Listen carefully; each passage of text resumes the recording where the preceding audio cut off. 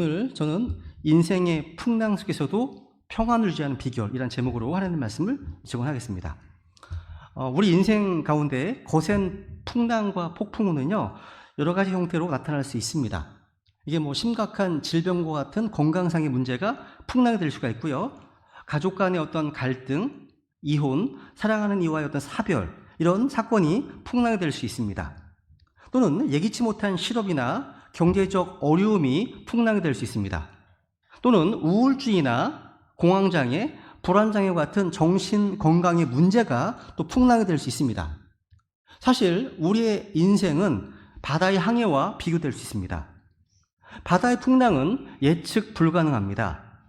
특히 지중해는요, 뱃사람도 예측 못할 정도로 예측 불허의 기후로 악명 높습니다.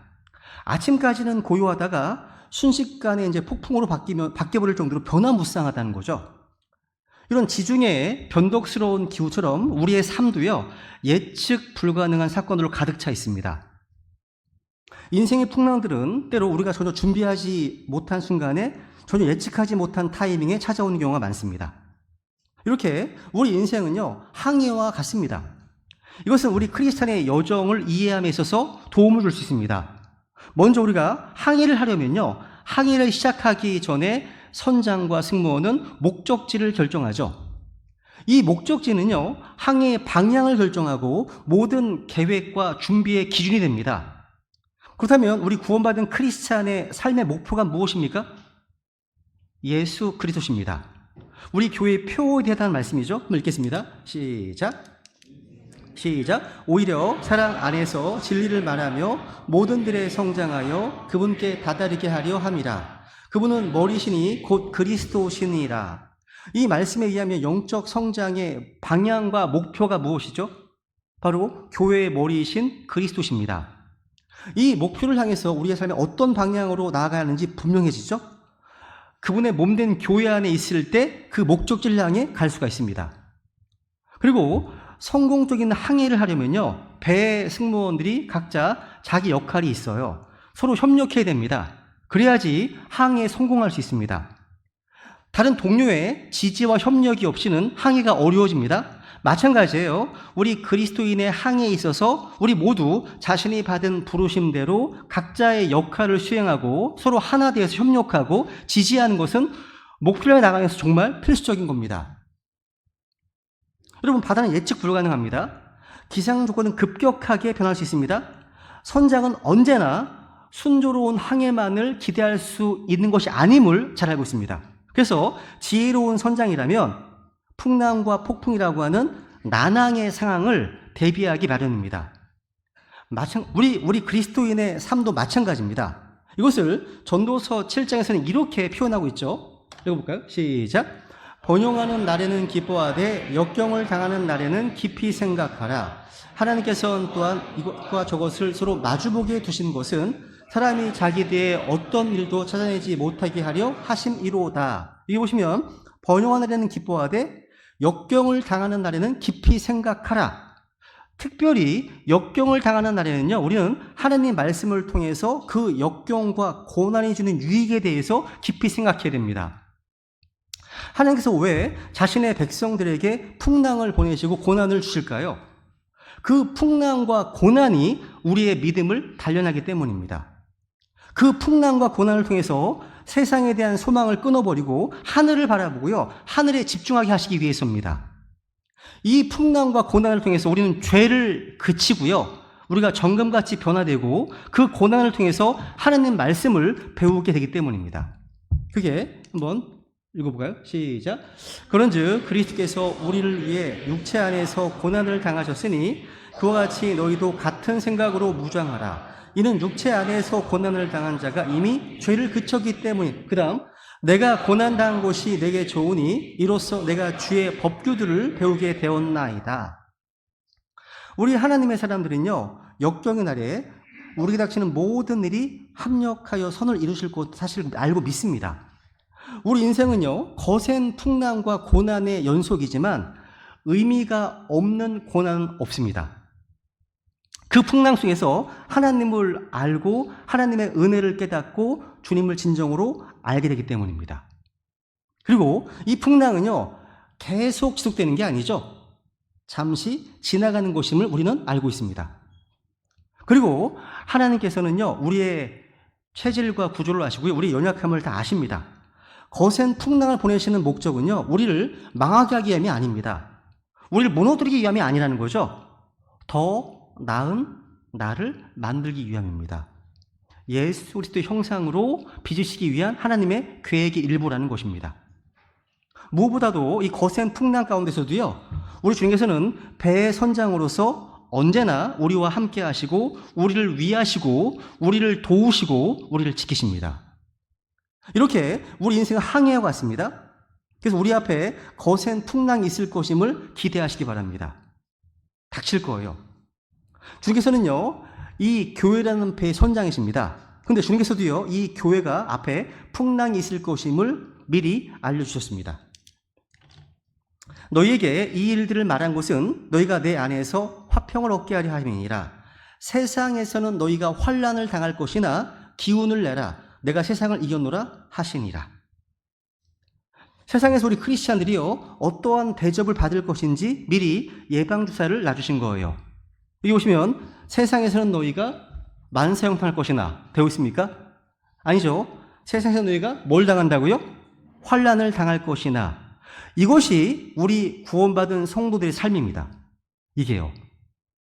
주님께서는 환난을 당하지만 기운을 내라, cheer up, 기운을 내라고 말씀하시네요. 왜? 주님께서 승리하시기 때문입니다. 로마서 5장 3절에 보시면 환난도 기뻐한다고 되어 있습니다. 환난도 기뻐하라고 말씀하시죠? 그렇죠? 또 로마서 12장에 보시면 환난 중에 인내하라고 말씀하십니다. 에베소 3장에 보시면 이 환난에 대해서 낙심하지 않기를 바란다고 말씀하십니다.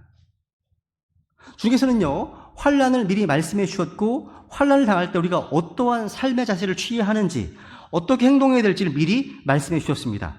그러니까 환난 당할 때 기운을 내시고, 환난 당할 때 기뻐하고, 환난 당할 때 인내하고, 환난 당할 때 낙심하지 말라고 말씀해 주셨습니다. 순종하시면 하나님께서 힘 주십니다.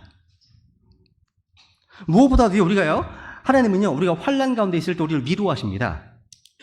고린도서 1장 4절인데 읽어볼까요? 시작. 그분께서 우리가 모든 환난을 당할 때 우리를 위로하심은 우리 자신이 하나님께 위로받을 때 얻는 위로에 힘입어 우리가 어떤 고난 중에 있는 자들도 위로할 수 있게 하려 하심이라. 그러니까 환난이 없다면 주님께 받는 위로도 없을 겁니다. 그렇다면 다른 고난받는 자들도 위로할 수 없게 되겠죠. 그죠? 사도 바울은요, 성도들에게 이런 자랑 하나 이제 늘어놨습니다. 우리가 모든 환난 중에서도 내게 위로가 충만하고 기쁨이 크게 넘친다고요. 그러니까 환난 중에 있는 위로와 기쁨을 지금 자랑하고 있습니다. 오늘날 육신적인 크리스찬들은요, 아무 환난이 없고 평안한 삶을 사는 것이 은혜인 줄로 알고 있지만 그것은 성경 말씀과 아무런 상관이 없는 삶을 사는 겁니다. 지금 여러분에게 각자 여러 가지 크고 작은 삶의 풍랑들을 경험하고 계실 겁니다. 다양한 시험들을 만나고 계실 겁니다. 바울은 이렇게 얘기합니다. 우리가 너희와 함께 있을 때 우리가 환난 당할 것을 참으로 너희에게 미리 말하였는데 과연 그렇게 되었고 너희가 그것을 아느니라. 즉 환난은 우리 성도들에게 미리 예고되어 있는 것이고 반드시 당한 것이라는 겁니다. 그죠? 그런데 우리 구원받은 성도들의 소망이 뭐죠? 이 거센 풍랑과 위험에도 불구하고 하늘이라는 목적지에 도달할 수 있게 됩니다. 안전하게. 또 이 위험한 항해의 폭풍 가운데서도 주님 주시는 평안을 누릴 수 있다는 거예요. 그래서 오늘 그 아까 했던 말씀이죠. 그죠? 너희 이 일들을 말한 것은 너희가 내 안에서 화평을 얻게 하려 함이니라 말씀하고 있습니다. 그러니까 환난에도 불구하고 누릴 수 있는 화평, 평강, 평안, 그러니까 이런 폭풍 가운데서도 평안인 것이라는 거죠. 이것이 또한 바울 사도가 체험했던 항해의 경험이었습니다. 오늘 본문 사도행전 27장에 보시면요, 바울이 이제 배를 타고서 로마로 도달하기까지의 긴 항해 과정을 기록하고 있습니다. 지도를 펼쳐놓고 보시면요, 지중해를 동서로 가로질러서 엄청나게 먼 거리를요 배로 움직이고 있습니다. 도중에 여러 개의 섬을 지나서 로마로 도착하는 과정에서 폭풍을 만났기 때문에 참으로 힘든 여정의 연속이었다는 거죠. 근데 여기 이제 오늘 보면 1절에 보시면요. 이 바울이 탄 배의 목적지가 잘 나와 있습니다. 우리가 배 타고 이탈리아로 가기로 결정됨에 그들이 바울과 몇몇 다른 제수들을 아우구스투스 부대의 백부장인 율리오라는 사람에게 넘겨주니라 라고 되어 있습니다. 여기서 바울이요. 다른 제수들과 함께 배를 타고 있습니다. 바울은 신분이 어떤 신분이었습니까 지금? 죄수의 신분이었어요. 죄수 신분. 상상해 보세요. 정말 여러 가지 흉악범들 가운데 하나님의 거룩한 사람이 타고 있어요. 그죠? 오늘 주님께서는요, 복음으로 인해서 죄수된 바울을요, 결박당한 대사와 같이 로마로 파송하고 계십니다. 가장 낮은 모습으로 말입니다. 근데 사절에 보시면요, 우리가 거기서 출항하였을 때 바람이 반대로 불므로, 바람이 반대로 부네요. 이 말은요, 이때가 항해하기에 좋은 시점이 아닙니다. 이번 여행길이 아주 어려울 것임을 암시해 줍니다. 바람의 어떤 거스름 때문에 항해가 어려워지는 거죠. 7절 보세요. 우리가 여러 날을 천천히 항해하다가 간신히 크니두스 맞은편에 다다랐으나 바람이 우리의 나아감을 허락하지 아니하므로, 그러니까 이렇게 되니까요, 항해는 어두워지고 더디어집니다. 그리고 또 어려워지기 시작하는 겁니다. 우리도 보시면 한편 많은 시간을 보냈고 이제 금식하는 때도 이미 지나 이제 항해하는 일이 위험하게 되었으므로 바울이 그들을 권고하여, 바울은요 지금 이 항해의 앞길에 커다란 위험이 있을 것임을 알고 있습니다.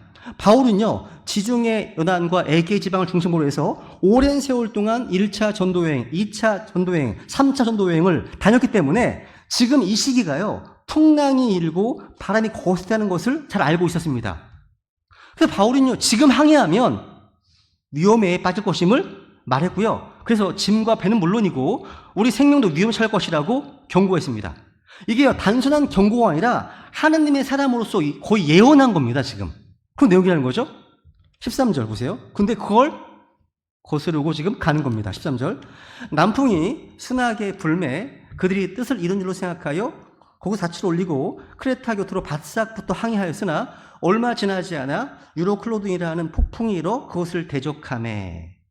그러니까 지금 잠시 동안요 순조로운 항해가 지속돼요. 근데 14절에 보시면요 갑자기 유로클로든이라고 하는 큰 폭풍이 배를 덮치게 됩니다. 배는 이렇게 폭풍에 휘말렸고요. 이제는 바람과 파도에 밀려가는 대로 지금 가는 겁니다. 지금요. 드디어 이제 20절에 보시면 이 배에 타고 있는 승객들은 아주 절망적인 상태에 이르게 됩니다. 읽겠습니다. 아래 시작. 여러 날 동안 해도 별도 보이지 아니하고 작지 않은 폭풍이 우리를 덮침에 우리가 구원받으리라는 모든 희망이 그때 사라졌더라. 그림이 그려지시죠? 그죠? 이 모습은요 우리 인생의 항해를 얼마나 잘 조명하고 있습니까? 우리 또한 우리 인생에 있어서요 얼마나 자주 유로클로든을 만나는지 몰라요. 우리는 저마다 삶의 목적지를 정하고 그 목적지를 향해 항해를 시작합니다. 우리가 타고 있는 인생이라는 배 항해는요 때로는 순항을 하지만 때로는 거센 풍랑 가운데서 난항을 얻기도 합니다. 때로는요 속도를 내어 달리기도 하고 때로는 어렵지만 더디게 나아가기도 합니다. 그러다가 어느 날 노도처럼 불어오는 폭풍에 휩쓸려서 인생을 포기하고 싶을 만큼 이렇게 절망적인 상태에 이르기도 하는 겁니다. 우리 이런 상황이 있다면 우리가 어떻게 해야 됩니까? 파선의 위기 가운데 우리는 뭘 해야 됩니까? 거기에 대한 답은요 시편 107편에 잘 나와 있습니다. 그냥 읽어보겠습니다. 하나님께서 봉독하는 거예요. 시작. 배로 바다에 내려가는 자들과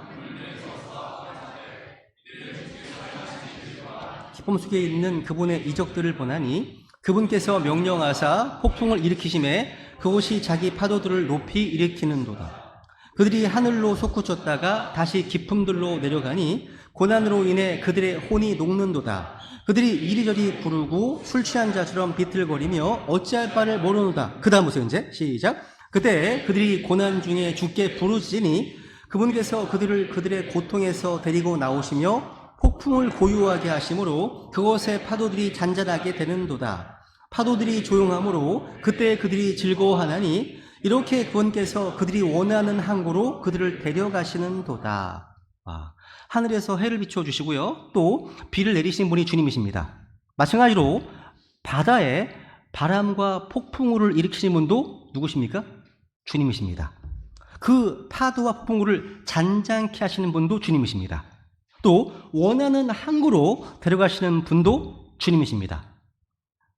우리 인생의 항이 역시 동일하다는 거예요. 근데 오늘 사도행전 27장 이제 본문에 보시면요, 놀라운 사실이 있습니다. 이 바울, 이 하나님의 사람은요, 이 거센 풍랑 속에서도 큰 평안을 누리고요, 오히려 이 배에 타고 있었던 276명의 승객들을 안심시키고요, 구원했던 겁니다. 이게 커다란 도전이 됩니다. 여러분, 거센 풍랑 가운데 바울이 간직했던 이 평안의 비결이 무엇이었을까요? 본문에서 세 가지로 이제 정리해 보겠는데요. 첫 번째로 하나님 말씀을 들어야 됩니다. 따라해 보실까요? 약속의 말씀을 듣자. 하나님의 사람 바울은요, 먼저 배에 탄 사람들에게 그들이 왜 이 무서운 폭풍 가운데 들어오게 되었는지를 정확히 밝혀주고 있습니다. 한마디로 하나님의 사람을 통해 전해진 하나님의 말씀을 무시한 결과라는 겁니다. 보세요 한번. 21, 22절입니다. 그러나 오랫동안 먹지 않은 뒤에 바울이 그들의 한가운데로 나아가 서서 이르되, 선생들아, 너희가 내 말에 귀를 기울이고 크레타에서 떠나지 아니하여 이러한 피해와 손실을 면하였어야 하였느니라. 이제 내가 너희를 권하오니 기운을 내라. 배만 잃을 뿐 너희 가운데 한 사람도 생명을 잃지 아니하리라. 바울은 일단 자신의 말을 무시한, 또 그 말을 듣지 않고 항행을 강행한 이들을 책망했습니다. 여러분, 하나님의 사람의 조언은요, 언제나 실보다 득이 많습니다. 많은 사람들이요, 용화되는 점쟁이나 아니면 무당, 그 말을 신뢰합니다. 많은 사람들이요. 근데 구원받은 하나님의 사람의 말은 잘 귀를 기울이지 않습니다. 바울의 말을 들었다면 이런 고생을 하지 않았을 거예요. 사실 많은 경우 우리가 풍랑 속으로 들어가는 이유는요, 고의적이든 아니든 간에 하나님의 말씀을 무시했기 때문입니다. 우리가 오늘 지금 풍랑 속에서 신음하고 있다면요, 지금 어떤 결정들을 내려왔는지 한번 생각해 보세요. 과연 내가 기도하고 그 일을 했는가? 나는 그 하나님의 말씀을, 그 말씀에 기초해서 결정을 내렸는가? 스스로 물어볼 필요가 있다는 거죠. 하나님의 사람들이요, 하나님 말씀대로 살지 않으면 하나님께서 거센 풍랑을 보내십니다. 사실 우리 삶이요, 폭풍 가운데 있을 때는 사람들 말 듣기가 싫습니다. 사람들은 우리의 고통을 놓고 욥의 친구들처럼요, 분석하고 뭔가 판단하고 가르치라기 때문입니다. 우리는 그게 싫어요.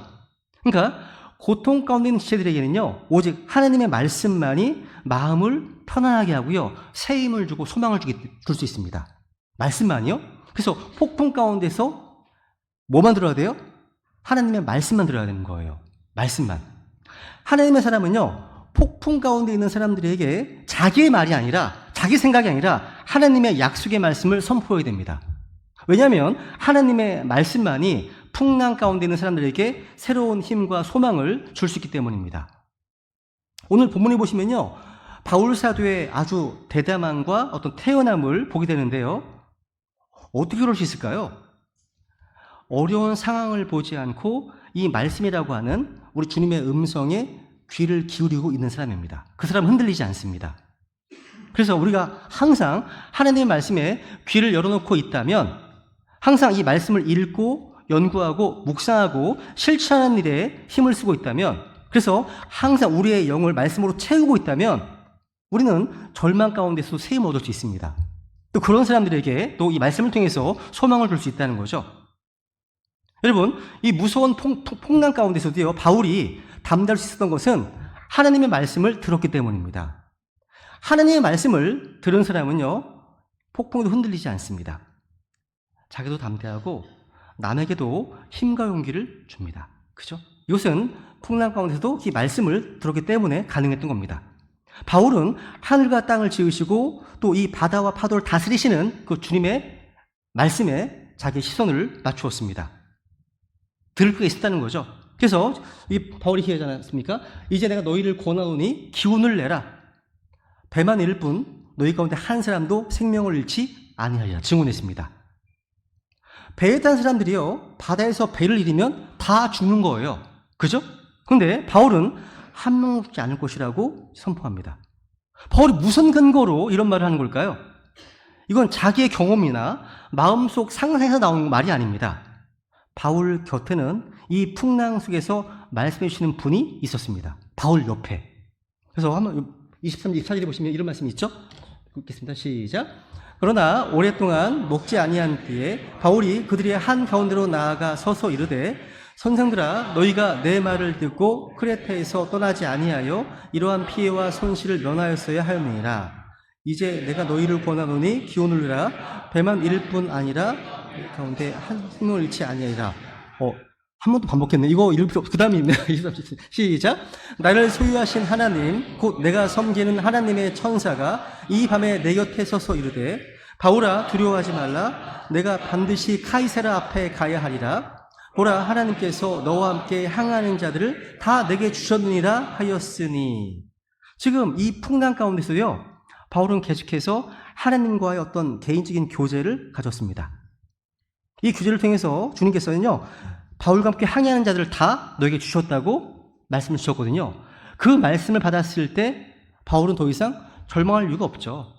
그러니까 바울은요, 이런 가운데 하나님과의 바른 관계 속에서 하나님과 계속 연결되어 있었기 때문이에요. 여러분, 하나님은요, 말씀을 통해서 일하십니다. 주님께서는 이 말씀을 통해서 우리를 인도하시고 우리를 가르치시고 우리를 단련시키시고 우리를 보호하십니다. 하나님은요, 이 말씀을 통해서 고치시고 건지시고 필요를 공급하십니다. 말씀으로 깨닫게 하시고 말씀으로 책망하시고 말씀으로 징계하시는 분이십니다. 또 말씀으로 위로도 주시고 말씀으로 또 먹이십니다. 그죠? 그래서 시편에 이런 말씀이 있죠. 자신의 말씀을 보내사 그들을 고치시며 그들의 멸망들에서 그들을 구출하셨다고요. 여러분, 구원도요, 주님께서 주시는 구원의 말씀을 통해서 옵니다. 그죠? 하나님의 위로도 위로의 말씀을 통해서 오는 겁니다. 은혜도요, 은혜의 말씀을 통해서 오는 겁니다. 능력도요, 권능의 말씀을 통해서 오는 거잖아요. 믿음은 뭡니까? 믿음도 믿음의 말씀을 통해서 오는 겁니다. 거룩함 마찬가지입니다. 거룩한 말씀을 통해서 옵니다. 생명의 말씀을 통해서 또 생명이 옵니다. 그죠? 심판도 심판의 말씀을 통해서 심판이 옵니다. 지혜나 지식과 명철, 다 지식과 지혜와 명철의 말씀을 통해서 우리가 오는 겁니다. 그죠? 성경에서 이 말씀은요, 비, 이슬, 소나기, 이것과 비교됩니다. 성경에서 우리 인생은요, 풀이나 나무로 비유됩니다. 그러니까 풀과 나무 위에 임하는 이슬과 같은 비 같은 역할을 하나님 말씀이 우리 인생에게 하는 겁니다. 그죠? 여러분, 이 말씀이 없으면 빛이 없는 거예요. 주의 말씀이 내 발에 등불이 비치기 때문에. 그래서 이사야서 8장 20절 시작. 그들이 율법과 증언에게 구할지니 만일 그들이 이 말씀에 따라 말하지 아니한다면 까닭은 그들 안에 빛이 없기 때문이라. 그러니까 빛이신 주님께서는요, 우리 안에 말씀을 통해서만 빛을 비추십니다. 하나님 말씀이 없다는 것은요, 빛이 없다는 거예요. 그죠? 주님께서 빛을 비추시는 것은요, 말씀을 주심으로써 우리 주시는 겁니다. 그래서 주님께서 우리에게 말씀하시고 있는 한 내 삶에 대한 하나님의 인도하심이 이 말씀을 통해서 내게 들려오고 있는 한 폭풍은 두려워할 것이 아닙니다. 오히려 이 폭풍은 우리 크리스찬들에게 있어서 하나의 도전일 수가 있습니다. 그래서 이것이 거센 풍랑 가운데서도 평안할 수 있는 그런 비결인 겁니다. 그래서 이 폭풍 가운데 우리는 뭘 들어야 됩니까? 주님의 말씀을 들어야 되는 겁니다. 두 번째, 이 풍랑 가운데 평안하려면요, 자신의 소명을 발견해야 됩니다. 내가 왜 무엇 때문에 이 세상에 존재하는지, 내가 무엇 때문에 살고 있는지 알고 있는 사람이라야만 인생의 풍랑이라고 하는 그 싸움에서 이길 수 있습니다. 승리할 수 있습니다. 내가 고생하고 있다는 사실도 괴롭지만 뭐 때문에 이 고생을 당하는지 모른다면 금방 넘어질 수밖에 없죠. 그래서 사명이야말로 어려움을 극복할 수 있는 힘의 근원입니다. 우리 옛날 믿음의 선배들이 했던 말 중에요, 생, 즉, 명 이란 말이 있습니다. 살아있다는 것은 곧 사명을 뜻한다, 이런 말이거든요. 생, 즉, 명. 맞습니다. 오늘 본문 24절에 보시면요, 바울은요, 하나님의 말씀을 통해서 자신의 소명을 깨닫고 있습니다. 보세요. 읽어볼까요? 시작. 이르되 바울아 두려워하지 말라. 내가 반드시 카이사라 앞에 가야 하리라. 보라, 하나님께서 너와 함께 항해하는 자들을 다 내게 주셨느니라 하였으니. 야, 지금 로마 제국의 심장이 로마로 가서 복음의 씨앗을 뿌리는 것, 이것은 바울을 구원하신 하나님의 소명이었습니다. 그 소명을 이룰 때까지는 죽고 싶어도 죽을 수 없었습니다. 그러니까 하나님의 사람은요, 하나님이 주신 그 소명을 이루기까지 절대 죽지 않습니다. 그죠? 영화에서 보면요, 중요한 작전을 위해서 적지로 파송하는 부대원들에게 사령관 하는 말이 있죠. 임무를 완수하기 전에는 절대 살아서 돌아오지 말라고요. 그죠? 여러분, 주님께서 우리를 구원하셨습니다. 자녀 삼으셨습니다. 그리스도의 군대로 부르셨습니다. 우리 각자에게는 하나님이 주신 사명이 있습니다. 그 사명을 완수하기 전에는요, 우리의 본부인 천국에 들어갈 수 없습니다. 우리가 주님을 위해서요, 해놓은 일이 별로 없기 때문에 지금은 아닌 것 같아요. 그렇지 않습니까? 지금은 아닙니다. 하나님의 사람은요, 그 주님 주신 그 사명을 다할 때까지 풍랑이 우리를 죽일 수 없습니다. 바울은 이런 폭풍 속에서도 불구하고요, 자신이 결국은 카이사 앞에 서야 한다는 사실을 알고 있었습니다. 그것은 로마를 방문해서 그곳에 복음의 횃불을 붙이는 중요한 사명을 받았기 때문이죠. 그러니까 그 위대한 부르심 때문에 아직 자기가 살아갈 이유를 알고 있는 겁니다. 또 주님께서는요, 바울이 카이사랴 앞에 서야 한다는 사실과 함께 배에 타고 있는 모든 사람들을 자기에게 맡겼다고 말씀하십니다. 그죠? 그래서 뒤에 보시면 보라, 하나님께서 너와 함께 항해한 자들을 다 내게 주셨다 기록하고 있습니다. 로마로 가야 하는 바울 때문에 바울과 함께 있었던 사람들도 다 살려주시겠다는 거죠. 바울 한 사람 때문에 276명이 살아난 겁니다. 사실 얼핏 들으면 듣는 사람 입장에서는 기분 나쁠 수 있는 말입니다. 자, 이런 거죠. 너희들 다 나 때문에 사는 거야. 내가 하나님의 사람이기 때문에, 내가 하나님이 맡겨주신 그 사명을 감당해야 하기 때문에 나 살리는 김에 나와 함께 있는 너희들도 하나님이 살려주시는 거야. 그 얘기 아닙니까? 그런 겁니다. 기분 나쁘긴 해도요, 그게 사실이에요. 하나님의 사람이 살아있는 것은요, 하나님 살려주시기 때문이고요, 하나님이 살려주시는 것은요, 시킬 사명이 있기 때문입니다. 그래서 그걸 살려주시는 것은요, 그가 몸담은 가정이나 직장이나 어떤 그 교회를 축복해 주시는 겁니다. 또 그가 살고 있는 지역의 나라를 축복해 주시는 겁니다. 그렇다면 역사는 백악관이나 청와대를 중심으로 돌아가는 게 아니라 하나님의 사람들을 중심으로 돌아가는 겁니다. 이게 진짜 역사, 이게요. 우리 교회 전도팀이요, 주일날마다 이제 오산대역에서 복음을 전하고 계십니다. 또 매주 화요일마다 자매님들이 또 오산역이나 오산시장에서 복음을 전하고 계시죠? 어제는 점심때 이제 기혼 엄마와 함께 이 교회 주변에 원룸과 주택가를 돌면서 전도지를 나눠줬습니다. 근데 저희 집에 남은 전도지가 이제 긴 여행, 만원 전도지밖에 없었거든요. 근데 다녀보니까요, 이 주택가에 나이 드신 어르신들이 참 많더라고요. 기혼 엄마는, 야, 만화를 어르신들이 보시겠냐고. 근데 전도를 다 마치고 이제 차량으로 이제 이동하는데 한 어르신이 저쪽에서요, 만화를 열심히 읽고 계시는 거예요. 너무 반가웠습니다. 거봐, 읽지 않냐고. 어르신을 안 읽겠냐고. 읽지 않냐고. 여러분, 우리 교회가 존재하는 이 지역은요, 우리 교회로 인해서 복받을 수 있게 된 겁니다. 그래서 어떤 지역에 신약 교회가 없다는 것은 복음의 그 충만한 축복을 전달할 통로가 존재하지 않는 것입니다. 이게 영적으로 얼마나 커다란 재앙입니까, 이게. 큰 재앙이 되잖아요. 우리 주님께서는요, 지금 자신의 교회에 소명을 주시고 그 소명을 이루고 계신 겁니다. 여러분, 아프리카에 복음을 전하기 위해서 부름받은 데이비드 리빙스턴이 있습니다. 이 리빙스턴은요, 종종 자기의 동료들과 자기의 안보를 걱정하는 사람들에게 이렇게 말했다고 하죠. 나는 존재 이유가 다할 때까지, 즉 나의 사명이 끝날 때까지 나는 결코 죽지 않는다고요. 이런 말을 많이 했습니다. 사실은 이런 말이 많이 나와요. 맞습니다, 여러분. 이런 사람들이야말로 거센 풍랑을 만나도 평안할 수 있습니다. 또 도전할 수 있는 겁니다. 여러분, 우리 교회는요, 다른 교회들에 비해서 전도를 좀 많이 하는 편이 있죠, 그죠? 그러다 보니까 마귀의 방해와 공격이 많이 있을 수가 있습니다. 지난주 이제 수요 집회에 이제 가장 먼저 온 자매님들, 교회 왔는데 교회당 문이 열려 있어가지고 순간 무서웠다고 해요. 그리고 수요 집회가 끝난 후에 이제 교회 문을 잠그고 가려고 하는데 문이 닫히지 않아서 애를 먹었다고 합니다. 그 이유를 보니까 누군가 쇠 지렛대 같은 것으로 억지로 문을 열려고 시도한 흔적들이 발견되었습니다. 그래서 문을 닫을 때 애를 먹었어요.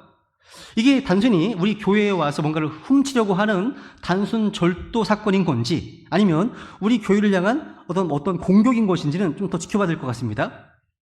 저는 우리 교회를 지켜주시도록 기도할 뿐이죠. 그런데 어떠한 반대나 저항에도 불구하고 우리 교회는요, 주님께로부터 받은 이 복음 전파의 사명은 계속 keep going, 진행해야 되는 거 아닙니까? 그죠? 여러분은 자신의 사명을 다 알고 계십니까? 왜 우리가 이 생에 살고 계십니까?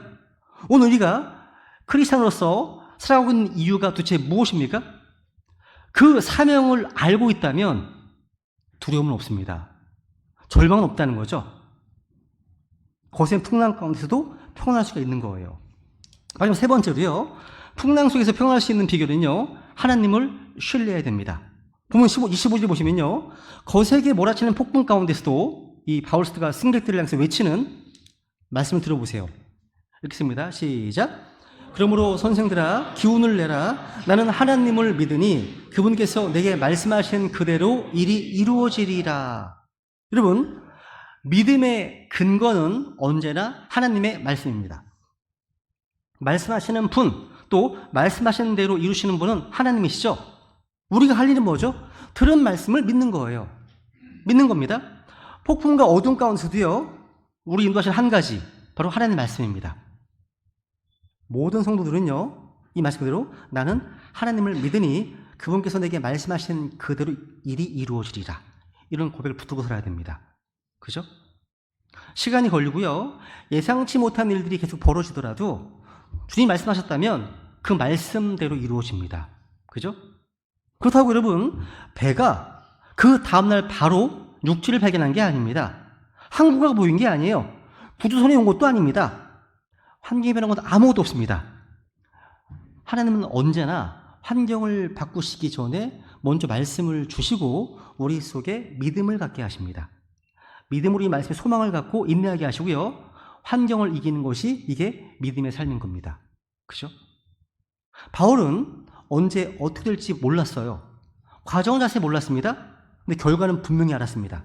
하나님 말씀하신 대로 이루어진다는 한 가지, 너무나 분명하기 때문이죠. 그죠? 주님께서는요, 반드시 말씀하신 대로 약속을 이루십니다. 읽어볼까요? 시작. 우리가 믿지 아니하여도 그분은 항상 신실하시니 그분은 자신을 부인하실 수 없느니라. 그래서 우리는 환경을 볼 필요가 없습니다. 자신을 볼 필요가 없습니다. 바울의 고백처럼요, 풍랑 속에서도 하나님의 약속의 말씀을 붙들고 하나님을 신뢰하면 된다는 거죠. 모디 신학교 학자였던 이 조지 스위팅은 이런 얘기했습니다.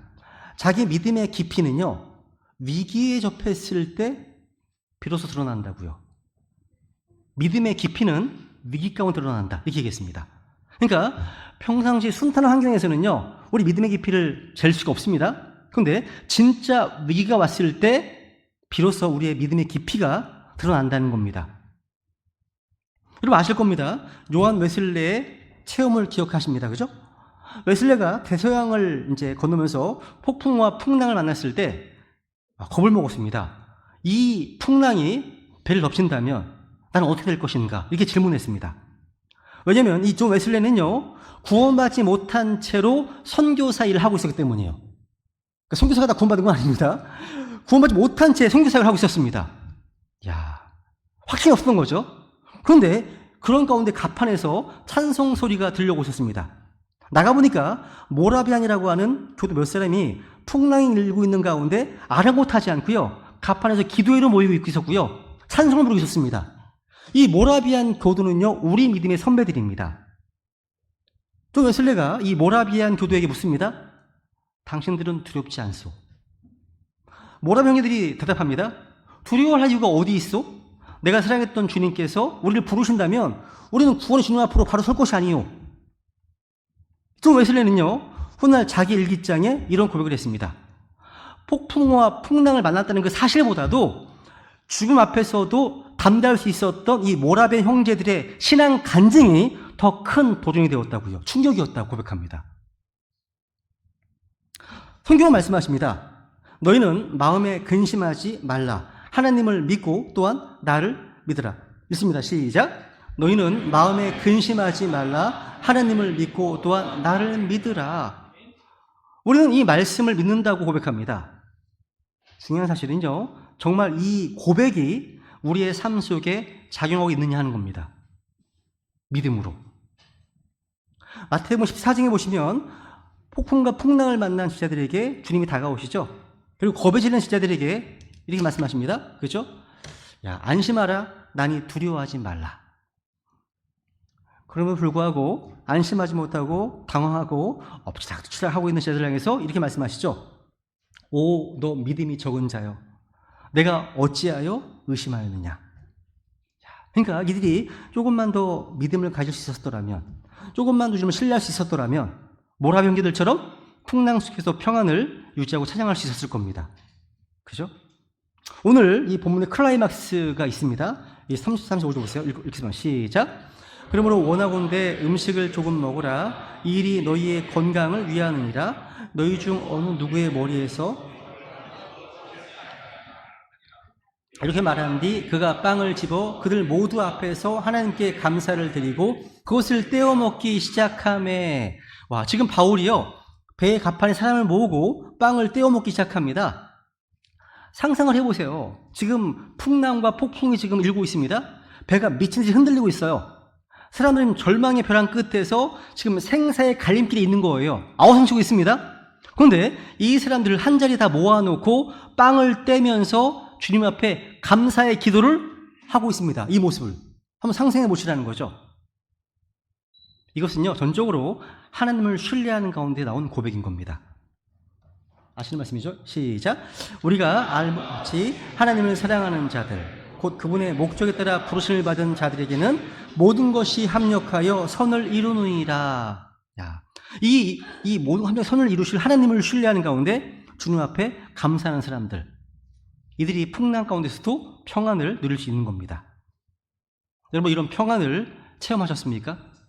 이 평안을 아십니까? 거센 풍랑 가운데 평안을 말입니다. 마지막으로 이 풍랑을 통해서요, 더 중요한 것을 깨닫게 되는데요. 18절 19절에 보세요. 18절 19절 시작. 우리가 폭풍으로 인해 심히 요동하게 되었으므로 다음날 그들이 배를 가볍게 하고 셋째 날 우리가 배의 갑줄 받는 줄을 우리 손으로 버리니라. 지금 배에 탄 사람들이요, 풍랑 속에서 악전구토하고 있습니다. 살아남기 위해서 할 수 있는 일은 뭐였습니까? 버리는 겁니다. 버리는 거였습니다. 무엇을 챙기는 게 아니에요. 무엇을 얻는 게 아닙니다. 가진 것을 버리고 가볍게 하는 것이었습니다. 이게 오늘날 우리에게 굉장히 중요한 메시지를 줍니다. 붙들고 있는 것보다 버리는 것이 그나마 사는 데 좀 더 도움을 주는 얘기가 많이 있습니다. 특히 우리 성도들은요, 자신들을 얽어매는 죄, 무거운 짐들을 벗어버려야 됩니다. 너무 복잡하게 살면 안 됩니다. 단순해야 됩니다. 좀 단순할 필요가 있습니다. 성경 말씀하시죠? 내 짐을 주님께 맡기라고요. 내 길을 주님께 맡기라고요. 내 일들 주님께 맡기라고요. 너희의 모든 염려를 그분께 맡기라고요. 이거 반복할까요? 안 맡기니까. 스스로 지고 다니니까 무겁게. 반복하시는 겁니다. 주님께서는요, 우리를 맡아주시는 분이신 거예요. 우리가 뭘 맡겨도 다 맡아주시는 분이신 거예요. 심지어 로마서 12장에 보시면요, 원수 갚는 것도 주님께 맡기라고 하십니다. 대신 갚아주시겠대요. 그죠? 그러니까 자신이 안고 스스로 해결하려 하지 마시고 모두 주님께 던져 맡겨서 좀 가볍게 할 필요가 있다는 거죠. 가볍게. 선원들은요, 이렇게 배에 실은 각종 짐을 다 가치가 있고 상관없이 다 바다에 던졌습니다. 왜? 살아야 되니까. 살아야 되니까. 이건요, 거센 풍랑이요, 우리의 삶의 가치관을 극적으로 바꾸어 줍니다. 그렇습니다. 풍랑을 몇 번 경험하잖아요? 그러면 진짜 중요한 게 뭔지 압니다. 제가 종종, 그런 얘기 하는 얘기거든요, 우리 아이들한테. 야, 너희들은 군대 가서 한번 4점을 경험해 봐야 돼, 4점. 죽음의 어떤 임계치까지 가봐야 돼. 아, 이게 죽음이구나. 그래야지 인생이 바뀔 거다. 뭐 이런 얘기 하거든요. 그런 거센 풍랑을 만나면요, 인생이 바뀝니다. 세계관이 바뀌는 거예요. 그러니까 우리가 평소에 목숨처럼 아끼고 추구했던 것들이 그 의미를 잃게 됩니다. 비로소 삶에서 뭐가 중요한 것인지를, 뭐가 소중한 것을 배우게 된다는 거죠. 그래서 가장 소중한 게 무엇입니까? 44절, 이제 마지막 구절입니다. 44절 읽겠습니다. 시작. 남은 사람들 중 얼마는 널빤지에 얼마는 부서진 조각들에 의지하게 아니라 이렇게 그들이 다 육지로 안전하게 피신하니라. 와. 그러니까 하나님의 약속대로 지금 276명 한 명도 죽지 않고 다 살아났습니다. 배가 난파는 되었지만 구원받았습니다. 이게 중요하죠? 배는 잃었는데 생명은 다 건졌습니다. 그러니까 배와 함께 거기에 실린 모든 재산은 다 잃어버렸습니다. 근데 천하보다 귀한 생명은 살아났습니다. 그죠? 너무 감사하지 않습니까? 그러니까 여러분, 뭔가 잃은 것을 아까워하지 마시고요. 그 대신 내가 뭘 얻었는지 받은 복을 세어보아라. 사실 제가요, 주일날 찬송과 선곡을 하잖아요. 다 이유가 다 있어요. 실제 설교 준비보다 찬송가 준비가 더 어려울 때가 있어요. 진짜로요. 아, 이거 그 찬송 있었는데 어디였지? 찾으면서 엄청 고민하거든요. 다 이유가 있습니다. 그러니까 우리가 뭘 얻었는지 거기에 집중해야 된다는 거죠. 그죠? 아니, 하나님께서는 이브에게요, 다 먹어도 돼. 하나만 빼고. 그런데 이브는 하나님이 그 말씀에 집중합니다. 어리석은 인생이죠. 하나님 주신 10가지가 있어. 한 가지 안 주셨어. 이 어리석은 인생이 어떤 인생입니까? 그 없는 한 가지 집중한다는 사실. 10가지 감사하기보다는요. 불행한 거죠. 그죠? 어쨌거나 이 말씀은요, 21절에서 이미 예언하신 바가 있었죠. 그죠? 읽어볼까요? 시작. 이제 내가 너희를 권하노니 기운을 잃라. 배만 잃을 뿐 너희 가운데 한 사람도 생명을 잃지 아니하리라. 여러분, 생명이라고 하는 것, 구원이라고 하는 최고의 것을 얻기 위해서는 다른 모든 것들은 잃어도 괜찮습니다. 괜찮습니다. 구원이라는 가장 중요한 문제만 해결되면 나머지 것들은 잃어도 괜찮아요. 우리 인생이 이토록 힘들고 복잡한 이유는요, 너무나 많은 것들을 한꺼번에 다 갖고 있으는 욕심 때문입니다. 배에 많이 챙기려고 해요. 이 얼마나 힘들겠습니까? 그죠? 오래 못 살아요. 그러면 단명합니다. 좀 많이 가볍게 해야 돼요. 그래서 우리는 삶을 조금 더 심플하게 정리할 필요가 있다는 사실. 생명을 보존할 수 있다면 평소에 그토록 애지중지하던 물건들을 다 잃어도 괜찮은 겁니다. 육체적 생명도 중요하지만 영원한 생명을 위해서라면 정말 세상에 버리지 못할 것은 없어야 됩니다. 우리가 부동산이나 동산이나 주식이나 은행 현찰 등 평소에 애지중지하던 것들이요, 거센 풍랑이 불어닥치면 한순간에 다 끝날 수 있구나. 진짜 그렇습니다. 성경에서 재물을 가리킬 때 uncertain riches, 불확실한 재물 이라고 말씀하시는, 확실한 거 없어요. 불확실한 겁니다. 어떻게 될지 몰라요. 그래서 여러분, 이런 거센 풍랑, 무서운 폭풍을 겪어본 사람은요, 인생에 작은 것들에 너무 연연하지 않습니다. 진짜 중요한 것, 진짜 소중한 것이 무엇인지 알기 때문입니다. 이게 폭풍 속에서 경험한 은혜이고 복인 것입니다. 이제 말씀을 정리하겠습니다. 오늘 우리의 삶이 거센 풍랑 속에 항해하고 계십니까? 그렇다면 이 폭풍과 파도를 허락하신 하나님을 신뢰하시라는 겁니다. 그리고 그분께서 내게 다가오셔서 말씀하시는 주님의 그 음성에 집중하시고 계속해서 주님과 교통할 수 있는 기도의 줄이 매일 연결되기를 간절히 원합니다. 그리고 이 말씀을 통해서 풍랑 가운데서도 내가 해야 될 소명이 있음을 항상 인식해야 하는 겁니다. 우리 시간 주님 앞에 결단하시면서요, 주님, 이 풍랑 가운데서도요, 내게 주어진 인생의 남은 날들을 감사와 기쁨으로 평안함을 유지하며 살 수 있도록 기도하시면서 주님께 은혜를 구하겠습니다. 되시겠습니다.